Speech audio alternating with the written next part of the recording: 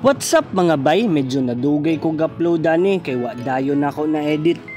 Salamat kaayo sa kong tatay nga mo'y naghatag aning Bisaya nga manok para ako ang lutoon ug ipakaon sa akong partner. Wow. Salamat po di ay tay ugnay sa inyong pagsundo sa amua by the time nga na-discharge na mi sa ospital ug gihatod mi ninyo pabalik diri sa Padada.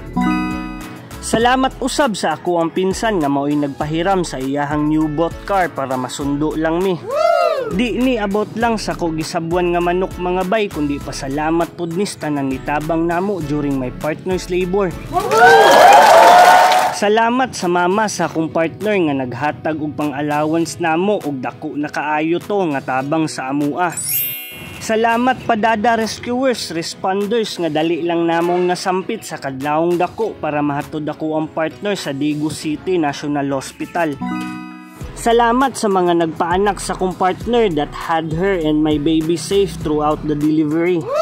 Salamat pud sa mga nibisita samtang naa pa mi sa hospital.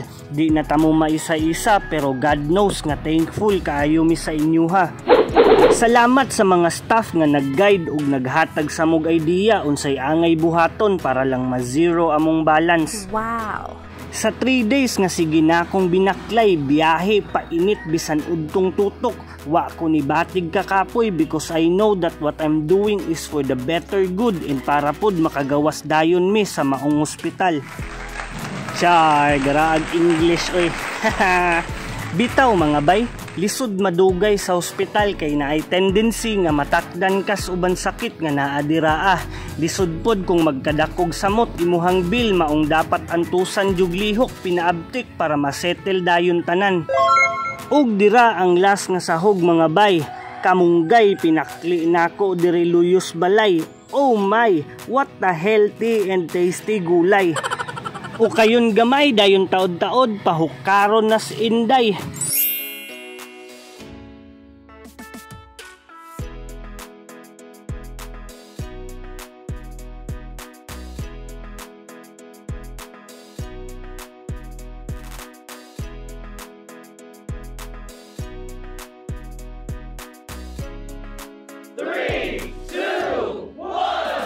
Tanawag di baka maglaway.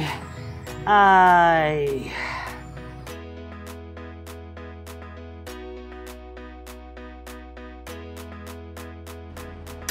Dira lang kutob mga bay. Bye bye.